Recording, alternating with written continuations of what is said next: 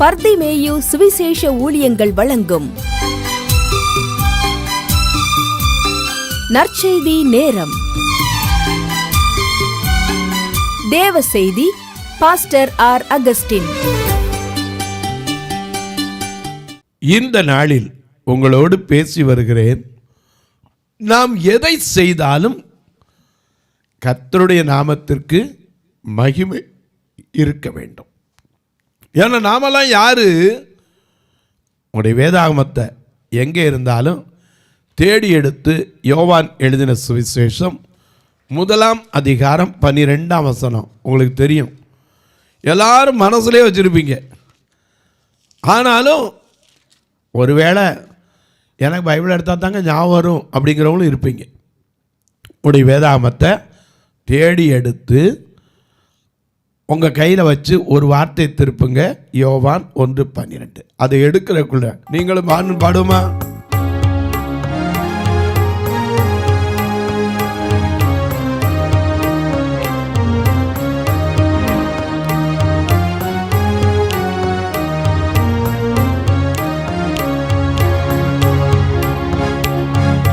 கலங்காதே மகனே, கலங்காதே மகளே, கலங்காதே மகனே, கலங்காதே மகளே. கல்மலையாம் கிறிஸ்து கைவிடவே மாட்டா, கைவிடவே மாட்டா, கைவிடவே மாட்டா. கலங்காதே மகனே, கலங்காதே மகளே, கல்மலையா கிறிஸ்து கைவிடவே மாட்டா, கைவிடவே மாட்டா, கைவிடவே மாட்டா.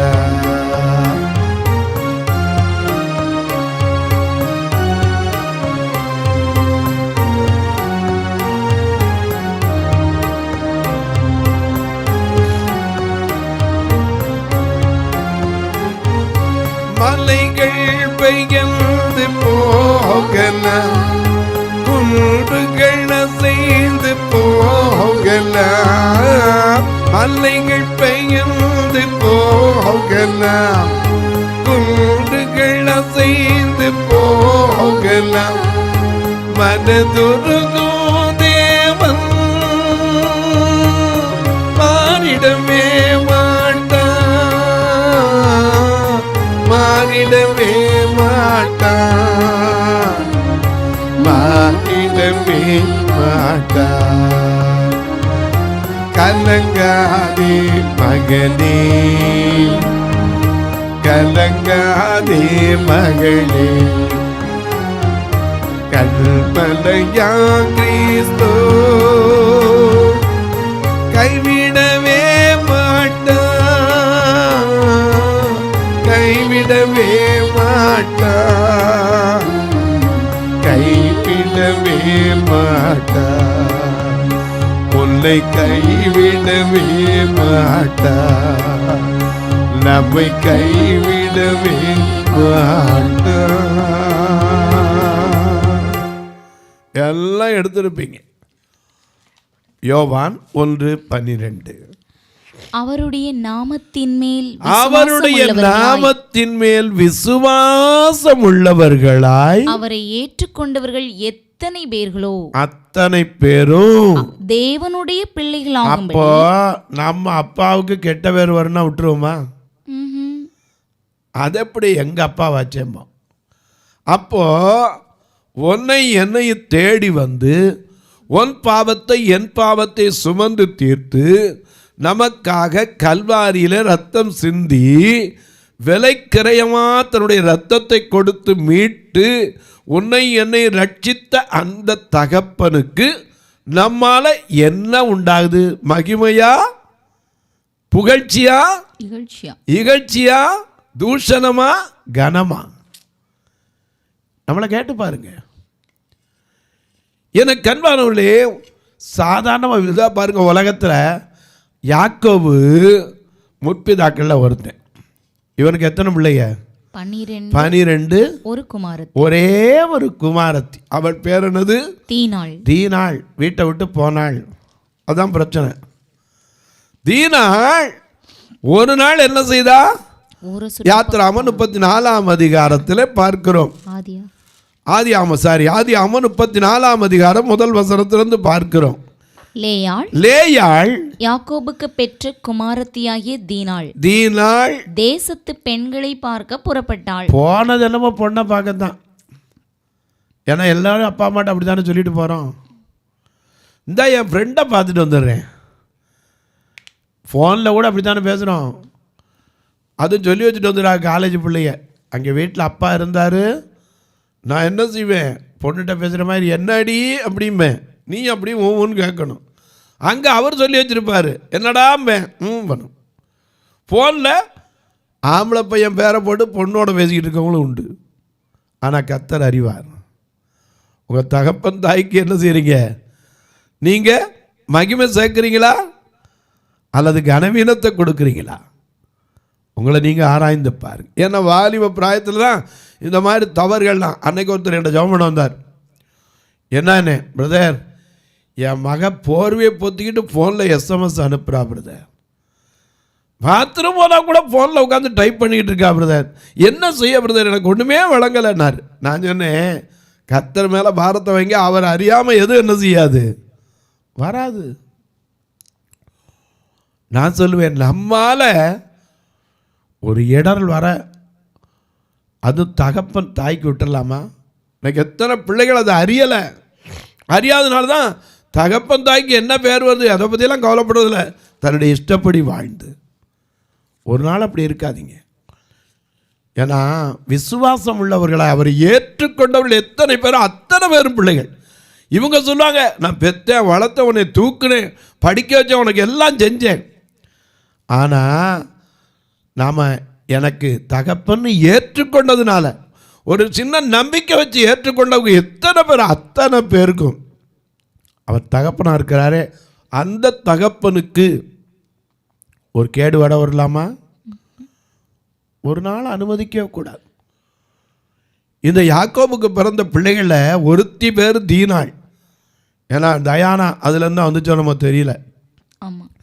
இந்த தீனாள் ஒரே ஒரு நாள் தான் வீட்டை விட்டு போனான். அப்படி போனதுனால என்னாச்சு தெரியுமா? போகிற வழியில் அவள் நடக்கிற நடையை பார்த்து ஒருத்தன் அவளை, இதை நீங்கள் உட்காந்து வாசிச்சு பாருங்க. அவள் போகிற வழியில் சீகேம், அந்த ஏமோர் என்கிற இவங்களில் சீகேமின் தகப்பன் ஏமோர் வந்து ஏமோருடைய தகப்பனா, அதை வாசிங்க. அவளை ஏவியனான ஏமோரின் குமாரனும் அத்தேசத்தின் பிரபுமாகிய சீகேம் என்பவன் கண்டு அவளை கொண்டு போய், உடனே பாருங்க, போன உடனே என்னதுதான், அவ்வளோதான். இது தப்பு பண்ணிட்டு விட்டுட்டான். ஆனால் அவன் சைடில் வந்து யாக்கோபுட்ட கேட்டான், எப்பா என்ன வேணாலும் தாரம்பா, எவ்வளோ பரிசை வேணாலும் தாரம்பா, உனக்கு எவ்வளோ வந்து வேணுமா, எனக்கு இந்த பெண்ணை மாற்றும் கொடுங்கண்ணா. ஆனால் அவருடைய சகோதரர்கள் அப்போ என்ன செய்யலை, இல்லை. அதுக்கு பின்னாடி படித்து பார்த்தீங்கன்னா அவங்க வந்த உடனே எத்தனை உயிர் அதனால பலி போச்சு தெரியுமா? தந்திரமாக இவங்க சொன்னாங்க, நீங்கள் எங்களோட இருக்கணும்னா நீங்கள் எல்லாரும் என்ன செய்யணும், விருத்த சேதனம் பண்ணணும்னா. அவங்க விருத்த சேதனம் பண்ணியிருக்குமா, அந்த நோவுற்று இருக்கிற டயத்தை பார்த்து கொடுமையின் கருவி யார்? சிமியோனும் லேவியும். அதனால தான் யாக்கோபு சொல்றார், சேமியோன் லேவி கொடுமையின் கருவி. என் ஆத்துமாவே அவருடைய எதுக்கு என்ன செய்யாத, ரகசிய ஆலோசனைக்கு உடன்படாது என்னார். இவங்க செஞ்சதை கேட்டு யாக்கோபு சொல்றார், எப்பா என் வாசனைவே கெடுத்துட்டீங்களாடான்னார். மாம்ச பிரகாரமான தகப்பனே ஒருத்தன் ஒரு வார்த்தை சொன்னால் பொறுக்க மாட்டேன்றமோ, நமக்காக தம்முடைய ஜீவனை கொடுக்கிற அன்பிலும் மேலான அன்பு வைத்த தகப்பன். ஏன்னா நம்ம பாடுறோம்ல, கருவறையில் சுமந்ததை பார்த்தா உன்னை அம்மான்னு சொல்லணும், தோள் மேல சுமந்தத பார்த்தா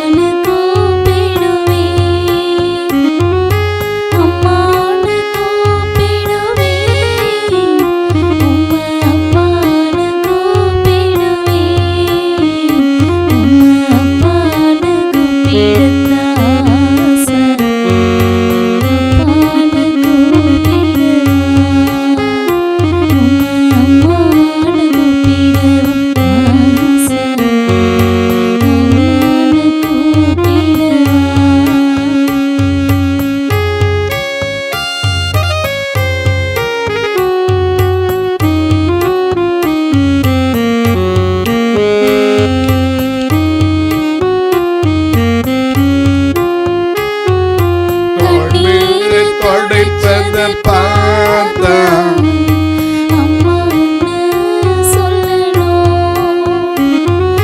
விண்ணப்பத்தை கேட்பத பார்த்தா அம்மான்னு சொல்லணும்.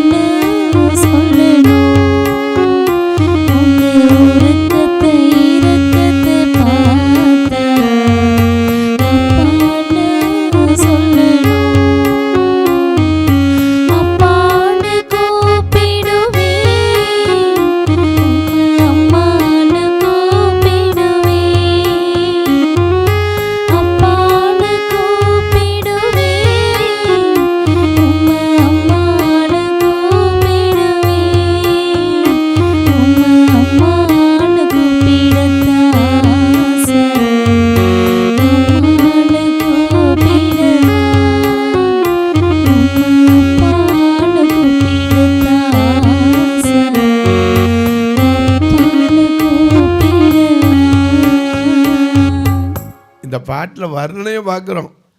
கருவறையில் சுமந்தவ தாய், தோள் மேலே சுமந்தவன் தகப்பன். சுமந்து வரும்போது கெஞ்சும் போது அம்மா, கொஞ்சும் போது அம்மா. அப்போ எப்படி கொள்வது? ஆற்றுவது, தேற்றுவது, விண்ணப்பத்தை கேட்கிறது. அப்போ என்னதான் சொல்றது? அவ்வளவு தாயினும் தகப்பனும் மேலான அன்பு வைத்த அந்த தேவனுடைய நாமத்துக்கு நம்மால என்ன வந்திருக்கு? ஒரு தீனாள் போனதுனால என்ன வந்துச்சு? அழிவு. அநேகர். ஏன்னா அதை பார்த்தீங்கன்னா தெரியும், உட்காந்து வாசிச்சு பாருங்க.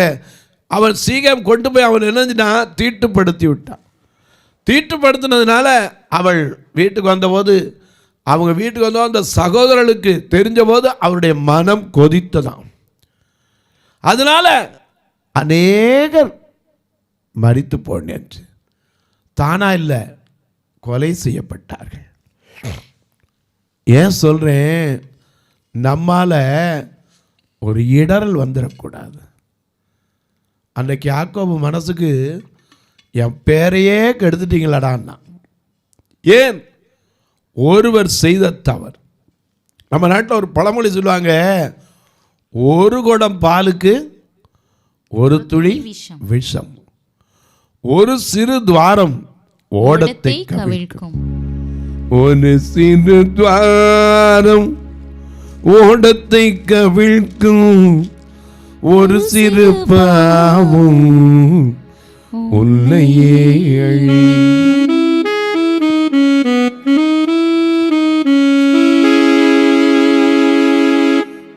நம்முடைய ஆண்டவருக்கு நாம் செய்கிற ஒரு சின்ன காரியத்தினால கூட என்ன செய்யக்கூடாது? அவகீர்த்தி வந்துடவே கூடாது. ஆனால் மேக்சிமம் நடக்கிறது என்ன தெரியுமா? 2 கொரிந்தியர் 4 அதிகாரம் 4 வசனத்தை பாருங்க. தேவனுடைய சாயலாய் இருக்கிற ஆ, கிறிஸ்துவின் மகிமையான சுவிசேஷத்தின் ஒளி மகிமையான சுவிசேஷத்தின் ஒளி அவிசுவாசிகளாகிய அவர்களுக்கு பிரகாசமாய் இராதபடி பிரகாசமாய் இராதபடிக்கு இப்பிரபஞ்சத்தின் தேவனானவன் அவர்களுடைய மனதை குருடாக்கினான். எனக்கு அன்பாருடைய அந்த ஒளி எப்படியாவது பரவிடக்கூடாதுங்கிற அவன் கவனமா இருக்கான். யாரு? சத்துரு. ஆனா நான் சொல்வேன், அநேக நேரம் நம்முடைய வார்த்தையினாலும் செயல்னாலும் மகிமைப்படுறது யாரு தெரியுமா? தப்பா நினைக்க மாட்டேங்கன்னா சொல்லுவேன், சத்துரு தான். சாத்தான் தான் மகிமைப்படுறான். ஆண்டவர் மகிமைப்படுறதுக்கு சில நேரத்தில் நாம் மகிமைப்படுத்துகிறோம். எப்படி? பாடி மகிமைப்படுத்துகிறோம், காணிக்கை கொடுத்து மகிமைப்படுத்துகிறோம், ஆராதனை பண்ணி ஸ்தோத்திரம் சொல்லி மகிமைப்படுத்துகிறோம். ஆனால் வெளியே வந்தவொடனே எப்படி இருக்கும்? அப்பாவுடைய பேரை காப்பாற்றுறோமா? அநேக நேரம் சொல்லுவாங்க, டேய் அப்பா பேரை மட்டும் கெடுத்துடக்கூடாது. எனக்கு அன்பானுடைய சாமுவேலுக்கு வாச்ச பிள்ளை எப்படி இருந்துச்சு? அவனை மாதிரியா இருந்துச்சு? அவன் சாட்சி பெற்று இருந்தான். ஆனால் அவனுடைய குமாரர்களோ அதுக்கு நேர்மாறா போனாங்க. ஏலியின் பிள்ளைகள் எப்படி இருந்தாங்க? ஏலி ஆசாரியன். நான் போன செய்தியில் உங்களுக்கு சொன்னேன், ராஜாக்கள் இல்லாத காரியத்தில் அவன் தான் எல்லாம். ஆனால் அவனுடைய பிள்ளைகள் எப்படி இருந்தாங்க? தன் தகப்பனுடைய பேரைய கெடுத்து போன அளவுக்கு இருந்தாங்க. எனக்கு அன்பானவர்களே, உங்களால் என்னாலையும் நமக்கு என்ன வருகிறது முக்கியம் இல்லை. வெளிப்படுத்தின விசேஷம் 14ஆம் அதிகாரம் 7ஆம் வசனத்தை வாசிக்க கேட்போம். மிகுந்த சத்தமிட்டு தேவனுக்கு பயந்து அவரை மகிமைப்படுத்துங்கள். அவர் நியாய தீர்ப்பு கொடுக்கும் வேளை வந்தது. வானத்தையும் பூமியையும் சமுத்திரத்தையும் நீரூற்றுகளையும் உண்டாக்கினவரையே தொழுது கொள்ளுங்கள் என்று கூறினான். ஆமா, அதனாலதான் பாருங்க, மகிமை மாட்சிமை நிறைந்தவரே மகிழ்வுடன் தொழுதிடுவோம். மகிமை மாட்சிமை நிறைந்தவரே மகிழ்வுடன் தொழுதிடுவோம். பரிசுத்த தேவனாம் இயேசுவை பணிந்தே தொழுகுவோம். பரிசுத்த தேவனாம் இயேசுவை பணிந்தே தொழுகுவோம்.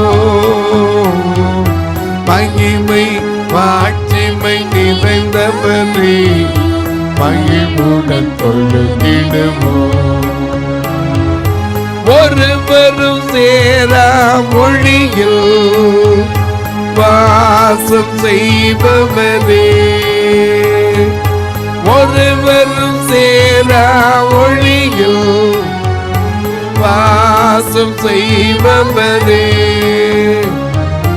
மொழியினை தந்துமே இதயத்தில் வாசம் செய்யும். ஒழியினை தந்துமே இதயத்தில் வாசம் செய்யும். ஒளி நிறைவே அது பிரிவே என்று தொழுவோம். ஒளி நிறைவே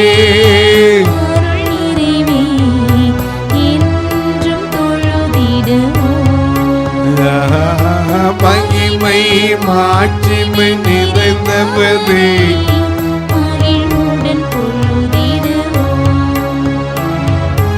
உள்ளத தேவன் நீரே ஞானம் நிறைந்தவரே. உள்ளத தேவன் நீரே ஞானம் நிறைந்தவரே. ஒளியின் யாவுமே பாலினில் முழங்கிடுமே. உயர்ந்தவரே சிறந்தவரே என்று தொழுதிடுவோம். உயர்ந்தவரே சிறந்தவரே என்று தொழுதிடுவோம்.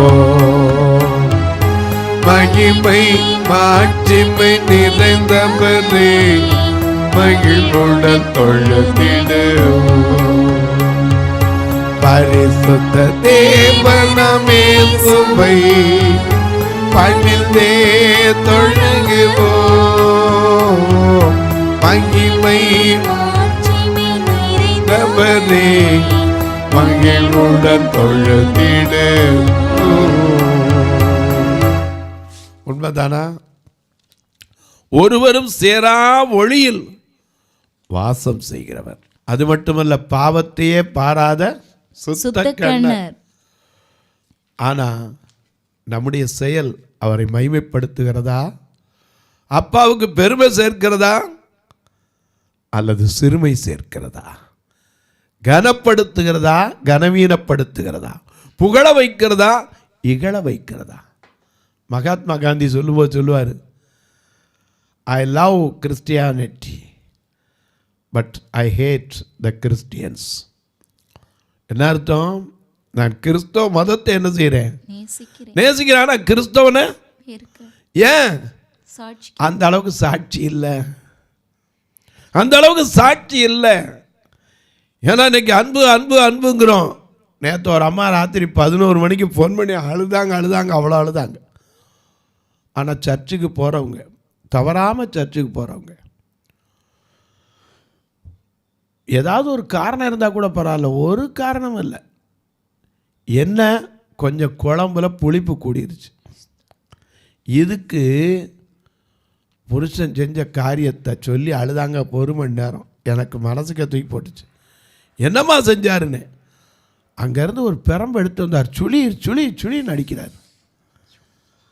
உடம்பெல்லாம் தடுப்பு தடுப்பாக இருக்கியா, எனக்கா ஜெபம் பண்ணுங்க, நான் சீக்கிரத்தில் ஆண்டவர் நீ எடுத்துக்கணும், ஜெபம் பண்ணுங்க. ஏம்மா?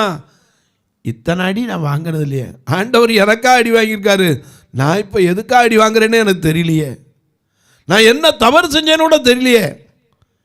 ஒரு சின்ன காரியம். எனக்கு அன்பானவர்களே, சொந்த மாம்சத்தை பகைக்கிறவன் உண்டோ? அநேக நேரங்களில் நமக்கு தெரியறது இல்லைங்க. நம்ம அப்பாவுக்கு நம்ம எதை சேர்த்து வைக்கிறோம், நம்முடைய செயல் எப்படி இருக்குது, நம்முடைய பேச்சு எப்படி இருக்குது, நம்முடைய பார்வை எப்படி இருக்குது, நம்முடைய எண்ணம் எப்படி இருக்கிறது, ஆராய்ந்து பாருங்க. சில நேரங்களில் எனக்கு இப்படி ஃபோன்கள்லாம் வரும்போது ரொம்ப மனசுக்கு வேதனை உண்டு. ஏன்னா அவங்க விட்டு அழுதது கூட எனக்கு பெருசு இல்லை.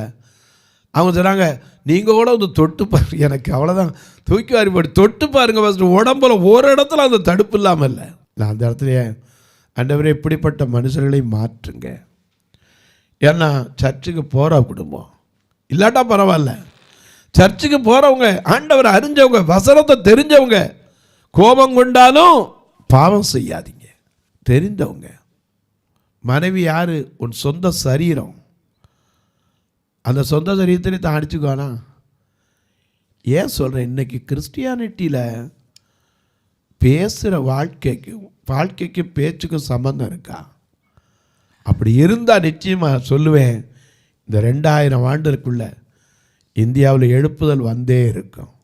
தொலைக்காட்சியில் பார்க்கிறேன். என் அன்பு மக்களே, இந்த நிகழ்ச்சியை நாள்தோறும் பார்க்குறீங்க, கேட்குறீங்க, பரவசம் அடைகிறீங்க, ரொம்ப நல்லது. ஆனால் ஒன்றை திரும்ப திரும்ப திரும்ப உங்களுக்கு சொல்லுவேன், நம்முடைய செயல் அப்பாவை மகிமைப்படுத்துதா, பெருமைப்படுத்துதா, அல்லது மனமுடைய செய்கிறதா? நம்முடைய செயல் அவருக்கு கனத்தை சேர்க்கிறதா, கனவீனத்தை சேர்க்கிறதா? Again and again you put the question, the very same question, such a question to your family, to your activity, to your profession, உடைய தொழிலில் எல்லாத்தையும் வைத்துப்பார். கர்த்தருடைய நாமம் மகிமைப்படணும். அதனால தான் இங்கே சொல்கிறாரு, நீங்கள் புசித்தாலும் குடித்தாலும் எதை செய்தாலும் சரி, யாருக்கு பிரயோஜனமாக இருக்கணும்? அவர் பார்த்து வெரி குட் அப்படின்னு சொல்லணுமோ ஒழிய இவனை போய் ரட்சித்தேனே அப்படின்னு சொல்லிடக்கூடாது. தொலைக்காட்சியில் கேட்கிற நீங்கள் ஒரு வார்த்தை ஜெபம் பண்ணுங்க, இந்த நிகழ்ச்சிக்கான தேவைகள் சந்திக்கப்பட.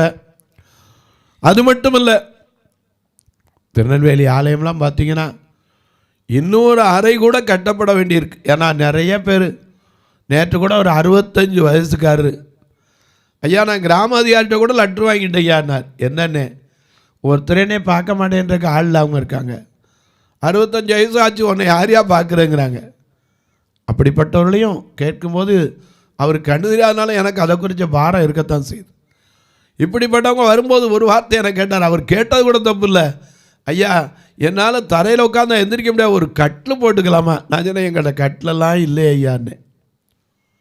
இப்படிப்பட்ட வயது முதிர்ந்தவர்களுக்கும் உதவி செய்யணும்னு ஆசை. ஆண்டவர் அதுக்கென்று தேவைகளை சந்திக்க ஜெபம் பண்ணுங்க. உங்கள் ஜெபக்காரி எது இருந்தாலும் காலை 10லேருந்து 5 மணிக்குள்ளே தாராளமாக சொல்லலாம். எனக்கு அன்பானுடைய எத்தனையோ கட்டுமான பணிகள் பாதியில் இருக்குது. மதுரையில் முந்தி பெண்களை தங்க வச்சுருந்தோம். இப்போ அந்த இடத்துல ஓடுகள்லாம் போனதுனால தங்க வைக்க முடியாமல் கூட இன்னும் பாடுகள் உண்டு. நீங்கள் அதற்காக ஜெபியுங்கள். ஒருவேளை நீங்கள் வந்து பார்க்கலாமான்னா தாராளமாக வரலாம். ஏன்னா ஒரே ஒருத்தரை நான் நினைவு கூறுவேன். பெங்களூர்லேருந்து ஒருவர் அந்த மதுரை ஆலயத்தை பெயிண்ட் அடிக்கிறதுக்கு மாதம் கொஞ்சம் கொஞ்சமாக கொடுத்து அவர் எவ்வளோ பாடு மத்தியில் அதற்கு பெயிண்ட் அடிக்க உதவி செய்தார். நான் அதை இன்றைக்கு நினைப்பேன். திருநெல்வேலி ஆலயத்தில் திருப்பி ரீபெயிண்ட் பண்ணக்கூட முடியலை. இப்படி தான் இருக்கிறது. நீங்களும் கர்த்தர் ஏவினால் எப்படி தொடர்பு கொள்ள? இங்கே 2 ஃபோன் நம்பர் வருது, அதில் ஜிபே உண்டு, ஃபோன்பே உண்டு, தொடர்பு கொள்ளலாம். உங்கள் ஜெபக்காரி எப்பவும் போல தாராளமாக சொல்லுங்கள், நானும் உங்களுக்காக ஜெபிப்பேன். இப்போவும் ஜெபிக்கட்டுமா? நல்ல பிதாவே, நன்றியோடு துதிக்கிறோம் சுவாமி. எங்கள் செயல்கள், எங்கள் சிந்தைகள், எங்கள் பேச்சு, எங்கள் நடை தேவனுக்கு மகிமை சேர்க்கிறதா? இதை நாங்கள் ஆராய்ந்து பார்க்க உதவி செய்யும். இந்த ஊழியத்தை தாங்குகிற ஒவ்வொரு மக்களையும் ஆசீர்வதி. இந்த உஷ்ண காலத்தில் அநேக இடங்களிலே கேள்விப்படுகிறேன் அம்மை நோய்களெல்லாம் வருகிறது என்று. அந்த கொடிய நோய்கள் ஜனங்களுக்கு எந்த அழிவையும் கொண்டு வராம கர்த்தர் பரிபூரண சுகத்தை, ஆரோக்கியத்தை, சௌக்கியத்தை வரப்பண்ணுவீரா.